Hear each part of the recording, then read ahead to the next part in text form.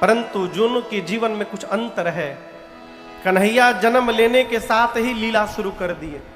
अकासुर, बकासुर, घकासुर, जितने ससुर असुर थे सबको मारे। किसी को पटक के मारे, किसी पे चढ़ के मारे, किसी के भीतरे घुस के उसको फाड़ दिए। लेकिन आप राम जी की लीला देखिए, राम जी की कथा सुनिए। एक सामान्य मनुष्य जो जो व्यवहार नहीं कर सकता, राम जी ने ऐसा कोई कार्य नहीं किया। राम जी ने ऐसा कोई कार्य नहीं किया जो एक सामान्य पुरुष न कर सके। राम जी ने कोई चमत्कार नहीं दिखाया, कोई जादू नहीं दिखाया। तो जो कार्य धरती का कोई राजा नहीं कर पाया, राम जी कैसे कर गए, ये विषय है। महापुरुषों से मैंने सुना है, मैं आपको बताऊं। हाँ।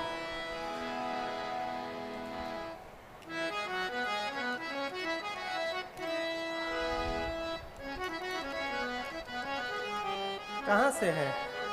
बतियाते सामने से जा रहे हैं।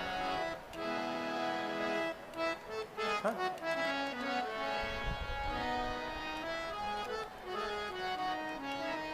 ढेर व्यवस्थापकों भैले को समस्या बा, मर्यादा नहीं। आप बतियाते सामने से जाता नहीं, कोई बात नहीं, बैठो, आगे से न करिएगा। इसका कारण है, देखिए, जीवन में जब हम करने जाएंगे तो हम कुछ नहीं कर पाएंगे। बड़ी गंभीरता से सुनिएगा।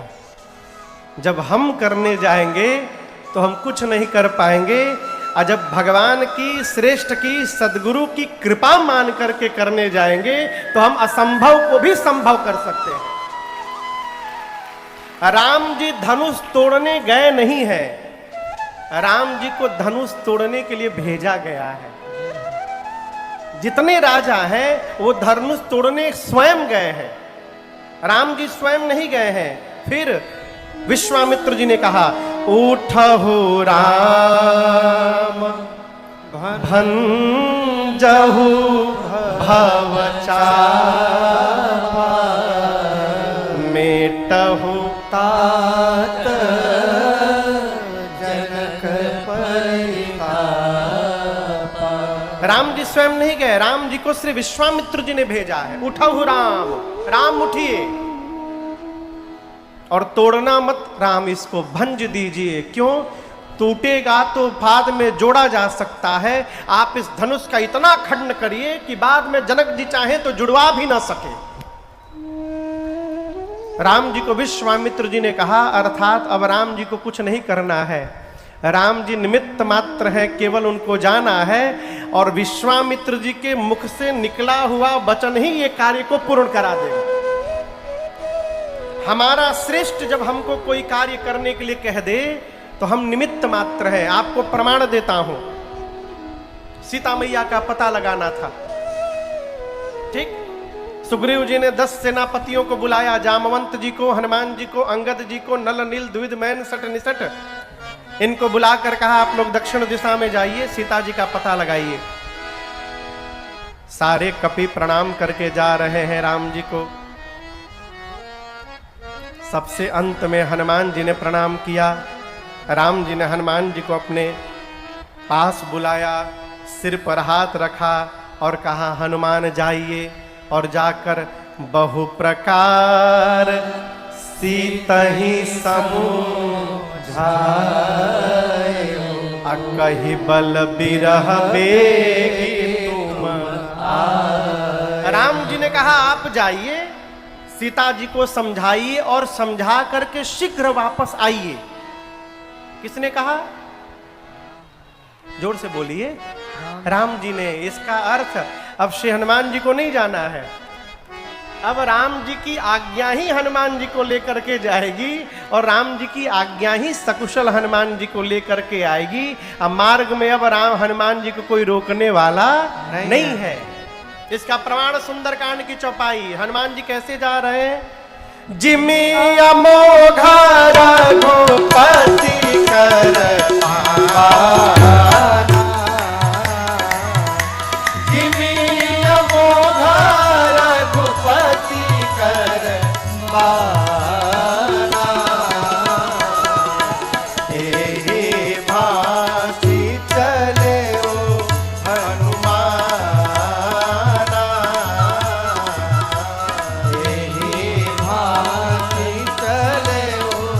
हनुमाना, तेरी भांति चले हो हनुमाना। गोस्वामी जी कहते हैं हनुमान जी कैसे गए? जिमि अमोघ रघुपति कर बाना। राम जी के धनुष का नाम है सारंग और राम जी के बाण का नाम है अमोघ। क्या नाम है? अमोघ बाण की विशेषता है, राम जी जब अमोघ बाण चलाते थे तो वो बाण धनुष से निकल कर जाता था, लक्ष्य को भेद करके और वापस राम जी के पास चला आता था, वही नहीं रुकता था। लक्ष्य प्राप्त करके धनुष वापस चला आता था राम जी के पास। उस बाण का नाम है अमोघ बाण। हनुमान जी जब जाने लगे लंका तो गोस्वामी जी कहते हैं कैसे जा रहे हैं? जिमि अमोघ रघुपति कर बाना। ऐसा लग रहा है हनुमान जी राम जी का अमोघ बाण बन करके जा रहे हैं। अर्थात राम जी जाएंगे, हनुमान जी जाएंगे, लक्ष्य को प्राप्त करेंगे और प्राप्त करके सकुशल राम जी के पास लौट आएंगे। उनको कोई रोकने वाला नहीं है। ये कथा कहती है जीवन में कुछ भी करने जाइए, कोई भी कार्य प्रारंभ करने जाइए, अपने घर में बैठे श्रेष्ठ का आशीर्वाद लेकर के जाइए। श्रेष्ठ की यदि आज्ञा प्राप्त हो गई, आप जीवन में कुछ भी प्राप्त कर सकते हैं। बतिया समझ में आ रहा है? माता पिता का आशीर्वाद। अब एक बच्चा है हमारे यादव जी बैठे हैं बेरुआर बारी से, उनका बच्चा दीपक परसों नई गाड़ी लेकर के आया।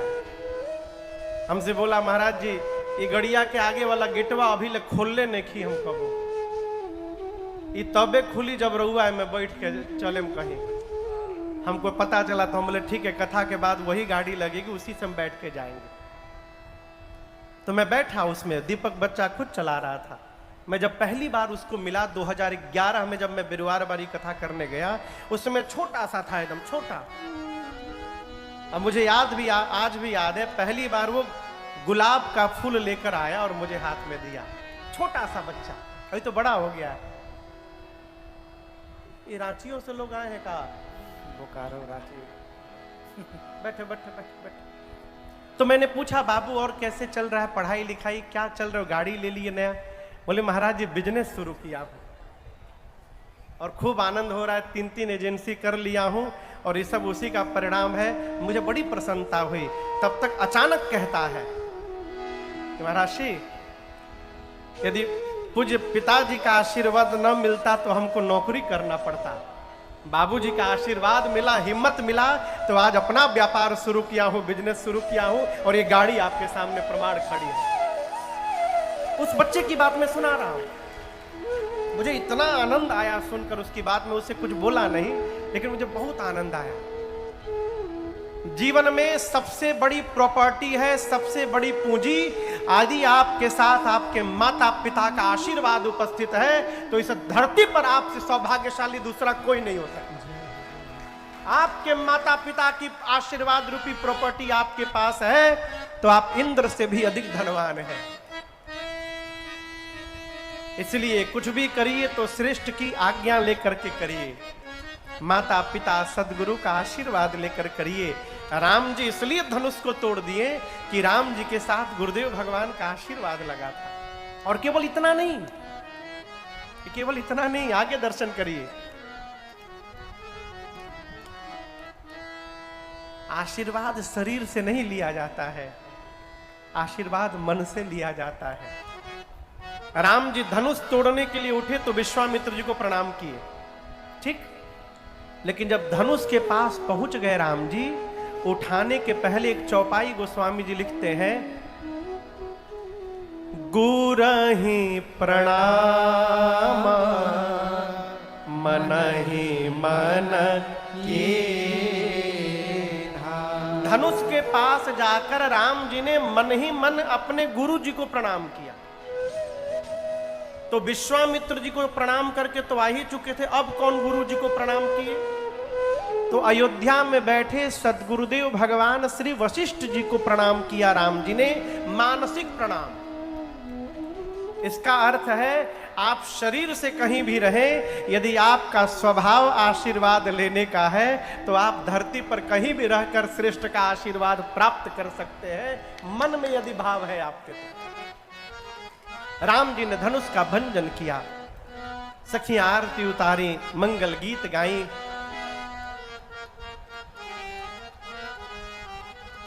एक बात हम आपको बतावें, हाँ हाँ,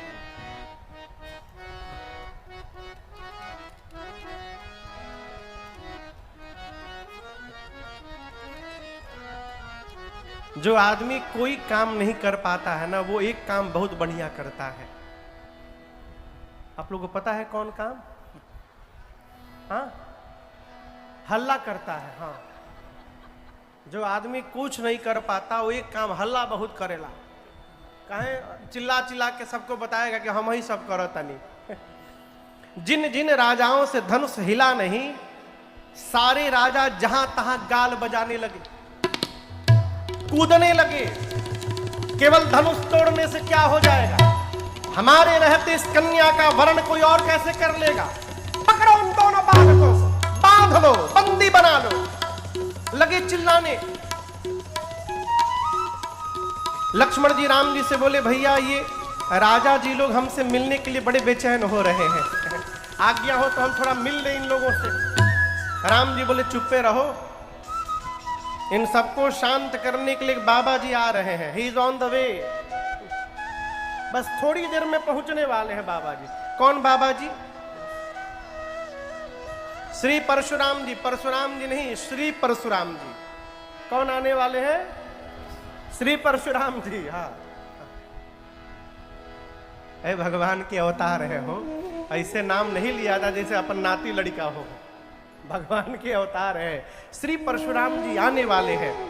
गोस्वामी जी कहते हैं, तेहि अवसर सुने शिव धनु भंगा, तेहि अवसर सुने शिव धनु भंगा, आयो भृगुकुल कमल पतंगा, आयो भृगुकुल कमल पतंगा, गौर शरीर भूति भल भाजा, गौर शरीर भूति भल भाजा, और भाल विशाल त्रिपुंड विराजा, भाल विशाल त्रिपुंड विराजा, शीश जटा ससे बदन सुहावा, शीश जटा ससे बदन सुहावा, और ऋषभ सकछुक अरुण होई आवा, ऋषभ सकछुक अरुण होई आवा, भ्रिकुटी कुटिला नयन रिसराते, भ्रिकुटी कुटिला नयन रिसराते, सहज मितवत मन होई साते, सहज मितवत मन होई साते, सहज मितवत मन होई साते। शिव के धनुष के टूटने की टंकार इतनी तीव्र थी। कल आपको सुनाया, गोस्वामी जी लिखते हैं, भरे भुवन घोर कठोर रवन विवाद जगमाग चले, चिक्कर निकल डोल मई घोर पूर्ण कल बने। धनुष टूटा। धनुष टूटने की आवाज सुनकर सूर्य नारायण के घोड़े अपने पथ से भटककर इधर उधर भागने लगे।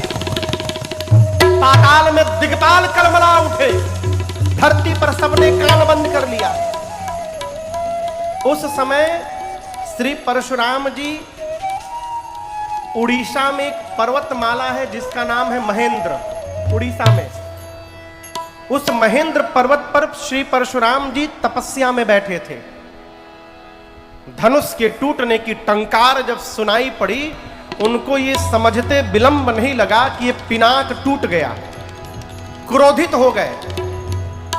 अब आप पूछेंगे महाराज ये पिनाक के टूटने से वो क्यों क्रोधित हो गए? तो भगवान शिव का ये धनुष परशुराम जी ही जनक जी के पास रखवाए थे। ये हमारी संपत्ति है, आप रखिए, बाद में हम लेकर के जाएंगे। टूटा, आवेश में आए और उसी आवेश में मिथिला पहुंच गए परशुराम जी, उसी आवेश में। गोस्वामी तुलसीदास जी उनके स्वरूप का वर्णन करते हैं। स्वरूप कैसा है? गौर शरीर, गोरा शरीर है और उस शरीर पर भूति भल, पूरे शरीर पर भस्म का लेपन लगा हुआ है। भाल, भाल समझते हैं? भाल, भाल माने ललाट, भोजपुरी में कहल जाओ तो माथा। कपार, कपार, हाँ हाँ कपार। भाल कैसा है? भाल विशाल, जिस पर त्रिपुंड विराजा, विराजा, भाल विशाल त्रिपुंड विराजा, विराजा, विशाल ललाट है। सामुद्रिक शास्त्र कहता है जिस मनुष्य का ललाट जितना बड़ा होता है वो उतना अधिक सौभाग्यशाली। बाल उड़ला के पहिले, अब हमारे पंडित जी के तो हैजा से लेके हैजा ले ललाटे बा पूरा। देखिए बाल यदि न उड़े और भाल यदि ललाट विशाल है तो ऐसा बाल रखा जाए कि वो ललाट पूरा दिखाई पड़े। हम लोग एक बार चेन्नई कथा गाने गए, चेन्नई चाचा जी, वहां एक लड़का आया तो हम तो मतलब 10-15 मिनट तक केवल उसी को देखते रहे। जानते कहे वैसा हम आज तक हेयर स्टाइल नहीं देखे थे कभी। यहां से लेकर इतना पीछे पूरा गायब, चाचा बिचवा में से लेके इसके पीछे जितनी दूर शिखा ये रहती है जिधर, ये पूरा एकदम साफ, हेकरा अगवा हेते हेते बाल, ये आधा के आगे इतना बड़ा बाल, याद है वो? और हमेशा है ही रहा है। और जब कुछ पूछिए, हाँ महाराज बोलिए क्या बात है, फिर 2 मिनट बाद बरवा आगे गिर जाए। क्या हो? इसीलिए आगवा बहुत बढ़िया एकदम खड़ा करके रखा, दिखाई देती है।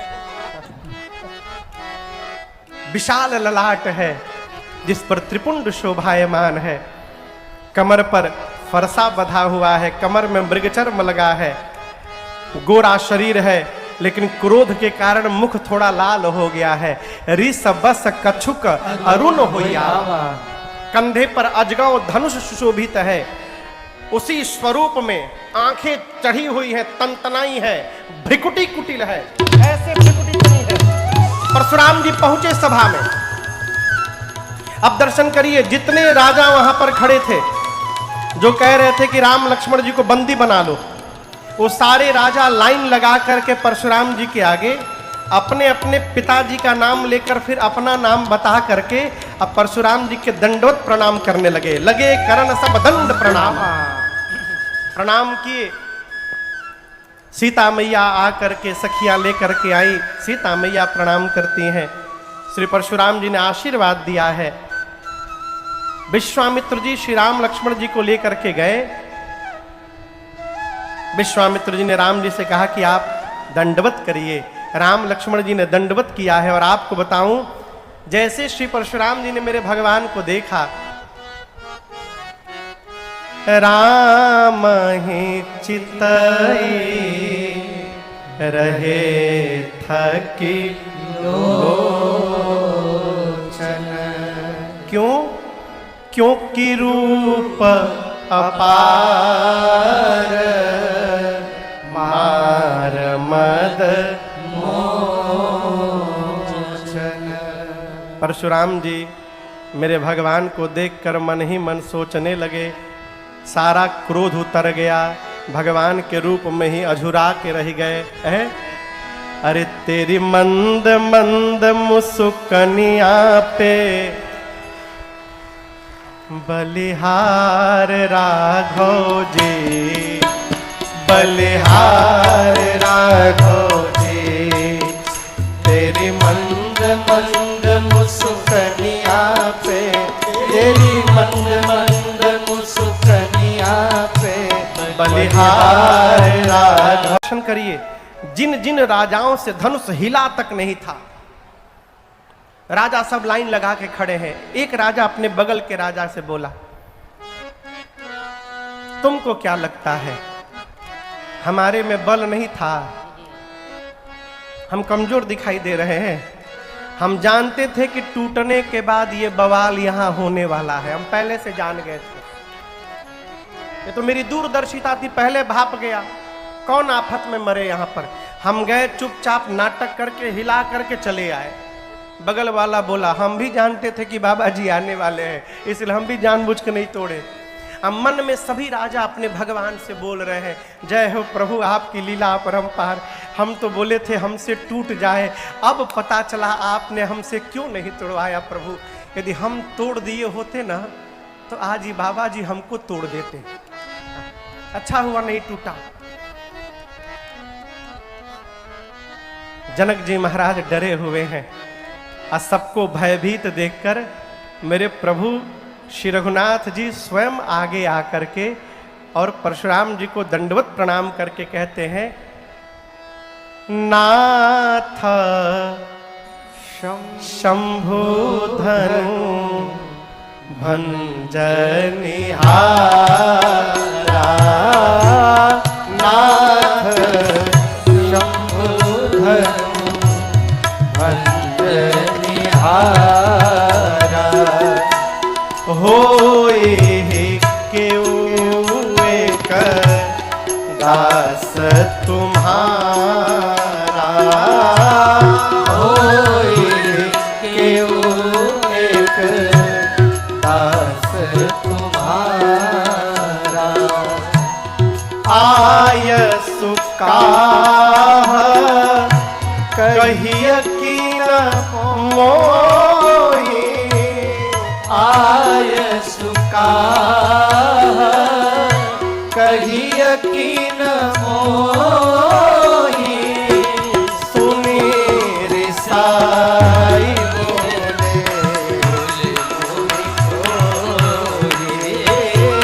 सुनी रिसाई बोले, मुनि कोई, सुनी रिसाई बोले, मुनि कोई।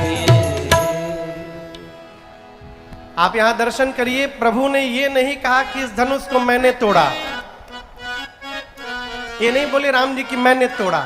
क्या कौन होगा? दास होगा। राम जी कहना चाहते हैं, इतना बड़ा कार्य जब तक आपका आशीर्वाद नहीं मिलेगा तब तक होने वाला नहीं है। आपका आशीर्वाद किसको मिलेगा? आपके दास को मिलेगा। ये आपके किसी दास ने किया है। और इसके आगे राम जी कहते हैं, कहिए क्या आज्ञा है मेरे लिए। ये कह के राम जी ये भी बता दिए कि वो दास मैं हूं। ये बतिया बुझाता। राम जी सीधा नहीं बोले कि मैंने किया, हम कोई नहीं। हम ये जो हम है ना, यही अहम को जन्म दे देता है। मैंने किया है, यही अभिमान को जन्म देता है।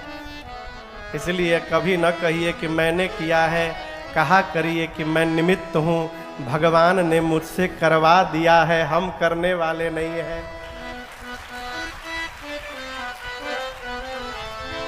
लेकिन बुरा न मानिए, कई लोग इसीलिए परेशान है, हमारे तक बोलते नहीं है। मैंने किया, कोई नहीं बोल रहा तो अपने बोले जा रहे, मैं ये बकरा नियर मैं करना बंद करिए।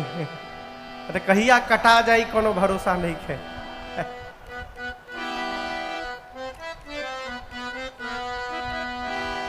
भारत के हरिद्वार में एक संत हुए पूज्य श्री गीतानंद जी महाराज। भरत भैया अद्भुत पंक्तियां हैं। कहते तो तुम दिन रात मैं करते रहते हो, एक बात बताओ, ये मैं की आवाज है आती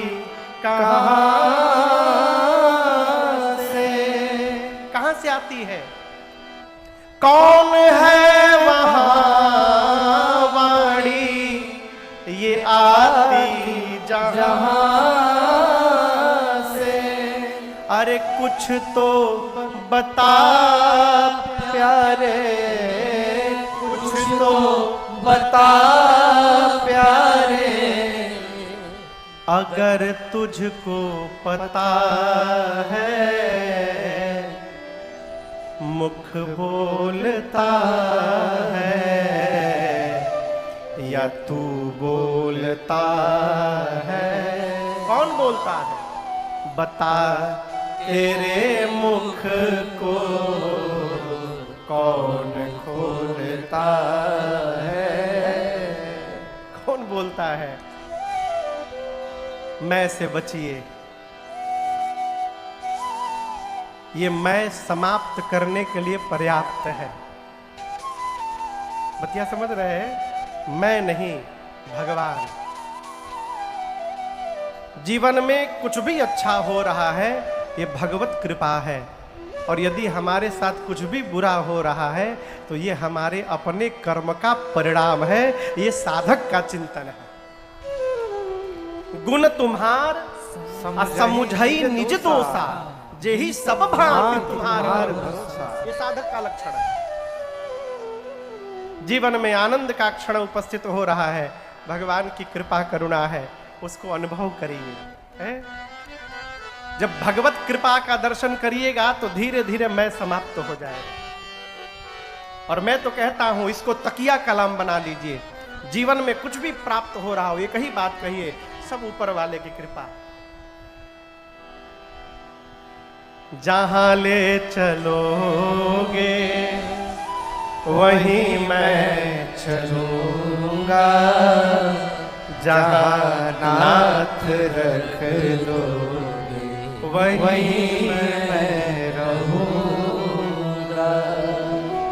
न कोई उलहना ना कोई अर्जी, कर लो करा लो तुम्हारी जो मर्जी, जो कहना भी होगा तो तुम ही से कहूँगा, जहाँ नाथ रख दोगे वहीं मैं रहूँगा।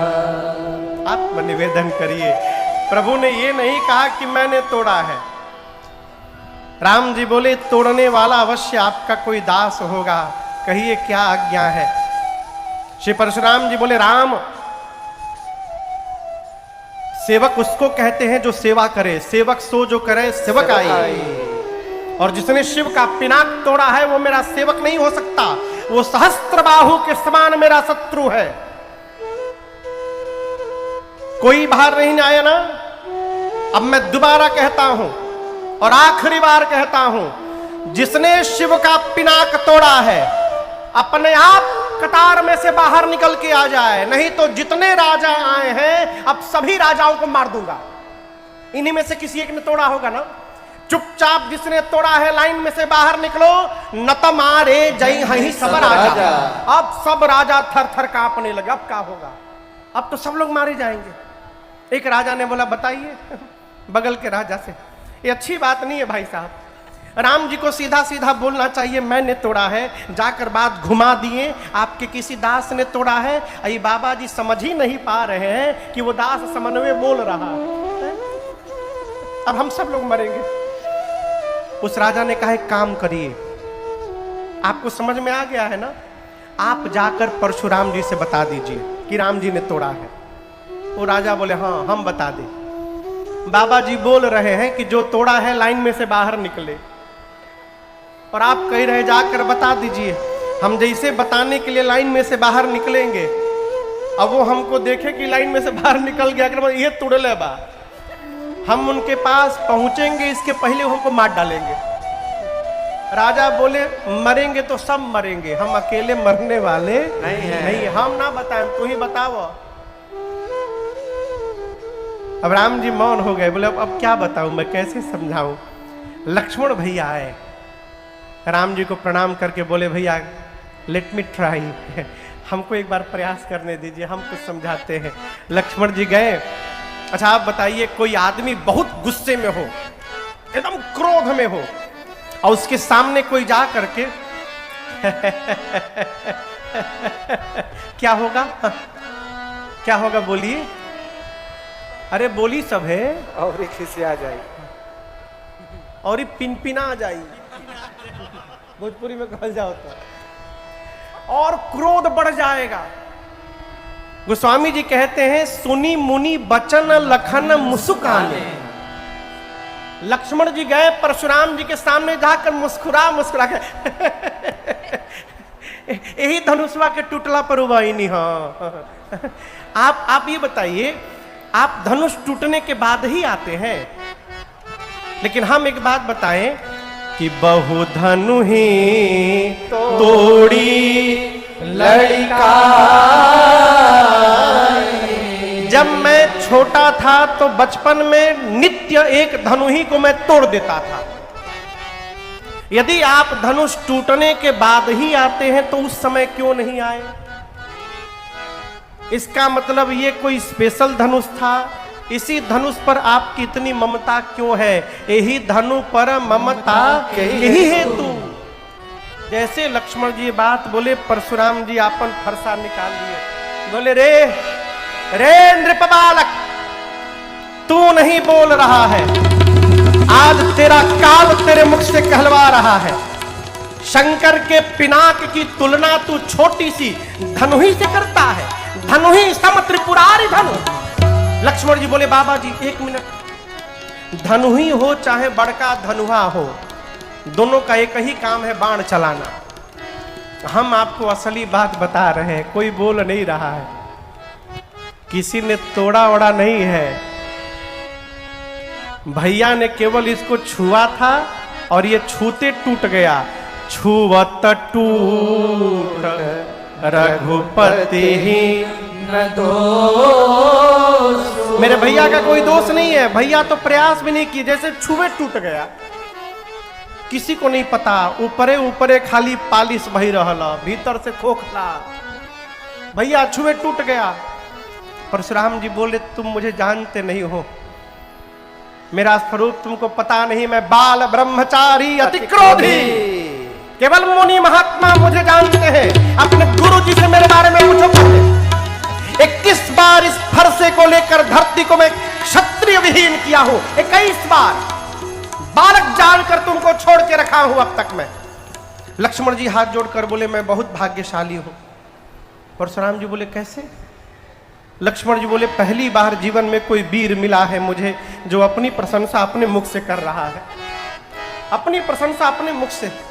लेकिन बाबा जी हम कोई कुम्हड़े की बतिया नहीं है जो इस तर्जनी देख के डरा जाएंगे, हमारे कंधे पर भी धनुष बाण है, हम इतना सहते नहीं यदि आप ब्राह्मण नहीं होते। परशुराम जी बोले इसका क्या मतलब? लक्ष्मण जी बोले हमारे कुल में देवताओं पर, संतों पर, ब्राह्मणों पर और गौ के ऊपर प्रहार नहीं किया जाता है, इसलिए आप कितना भी ललकारिएगा मैं आपसे लड़ूंगा नहीं, लड़ूंगा तो केवल मेरा नुकसान होगा। परशुराम जी बोले वो कैसे तुम्हारा नुकसान होगा? लक्ष्मण जी बोले मान लीजिए हम आपको मार दिए। बोले क्या बोले? मान लीजिए, मान लीजिए हम आपको मार दिए तो मुझे ब्रह्म हत्या का पाप लगेगा, और युद्ध में आपसे हार गए तो रघुवंशी होकर युद्ध में पराजित हो जाना, ये मेरे कुल के ऊपर कलंक लग जाएगा। जीतूंगा तो ब्रह्म हत्या का पाप, हारूंगा तो कुल पे कलंक। अब आप बताइए नुकसान हमारा है कि आपके? परशुराम जी विश्वामित्र जी से बोले, आपका ये चेला जितना गोरा है वो भीतर से उतना काला है, मीठा नहीं बोलता है। लक्ष्मण जी बोले, एक बात और बोलना चाहता हूं, जब टूट गया है तो टूट गया, इतने प्रेम है तो किसी को बुला के जुड़वा लीजिए। और क्रोध भड़का। राम जी बार बार संभाल करते हैं, लक्ष्मण जी तब तक फुलझड़ी छोड़ देते हैं। अंत में राम जी को कहना पड़ा, मुनिवर। तब से लक्ष्मण कह रहा है, मैं भी कह रहा हूं कि पुराना था, छूने से टूट गया, हमने प्रयास करके नहीं तोड़ा है। और आप समझ नहीं रहे, युद्ध की बात करते हैं। तो मेरी एक बात सुन लीजिए, मैं रघुवंशी राम हूं, कुल की प्रशंसा नहीं कर रहा हूं, स्वभाव बता रहा हूं। कालहु डर ही न रन रघुवंशी, हम रघुवंशी युद्ध के मैदान में काल से भी नहीं डरते, युद्ध करते हैं। परंतु काल से भी लड़ने वाला राम आज परशुराम से नहीं लड़ेगा। क्यों? आप ब्राह्मण है प्रभु, और जो ब्राह्मण के चरणों में निष्ठा बना के रखता है वो पूरे संसार में निर्भय होकर रहता है, इसलिए हम आपसे लड़ेंगे नहीं आज। परशुराम जी सुने, ब्राह्मण के प्रति इतनी निष्ठा, कहीं ये भगवान तो नहीं है। परिचय लिया, और जैसे परिचय मिला परशुराम जी को राम जी के बारे में, वहां पर 9 बार परशुराम जी ने राम जी की जय जयकार की है। 9 बार जय जयकार करके, क्षमा याचना करके वापस महेंद्र पर्वत चले गए। श्री परशुराम जी के जाने के बाद श्री विश्वामित्र जी ने जनक जी महाराज से कहा, महाराज धनुष टूटने के साथ विवाह तो हो गया है, अब अपने कुल परंपरा के अनुसार विवाह को संपन्न कराने के लिए आप दूतों को पत्र देकर अयोध्या विदा कराइए, जिससे महाराज दशरथ बारात लेकर मिथिला आवे और धूमधाम से आप विवाह संपन्न करिए। अयोध्या के दूत पत्र ले मिथिला के दूत पत्र लेकर अयोध्या पहुंचे हैं। गोस्वामी जी कहते हैं, पहुंचे दूत रामपुर पावन, पहुँचे दूत रामपुर पावन, हर्षे नगर बिलो की सुहावन, हर्षे नगर बिलो की सुहावन, भूप द्वार तीन खबर जनाई, भूप द्वार तीन खबर जनाई, दशरथ नृप सुनी लिए बुलाई, दशरथ नृप सुनी लिए बुलाई, दशरथ नृप सुनी लिए बुलाई, दशरथ नृप सुनी लिए बुलाई। मिथिला के दूत अयोध्या पहुंचे। पहुंचे दूत कहाँ पहुंचे? रामपुर पावन, पावनपुरी अयोध्या पहुंचे और जाकर अयोध्या का दर्शन किया। हर्षे नगर बिलो की सुहावन, सुहावनी अयोध्या का दर्शन करके हर्षित हो गए। यहां दर्शन करिए, जो सुहावन होगा ये आवश्यक नहीं कि वो पावन भी होगा। आप सुंदर तो बना सकते हैं लेकिन पवित्र नहीं बना सकते। लेकिन अयोध्या नगरी पावनपुरी है, अब पावन के साथ सुहावन नगरी है। गोस्वामी जी ने एक ही चौपाई में पावन सुहावन दोनों डाला। आप में से कोई अयोध्या गया है आज तक? बस हम हो गए हैं। अच्छा, राम जी के लीला के बाद कौन कौन गया है? राम मंदिर का उद्घाटन होने के बाद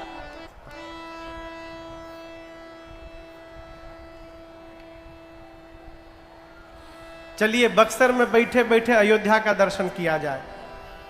हमारे पूज्यपाद गुरुदेव भगवान कहते हैं, त्रिभुवन भरी भरी धूर सिर मेरे, अरे जहाँ ब्रह्म राम शिशु गगन में खेले, जहाँ ब्रह्म राम शिशु गलियन में खेले, आजुरी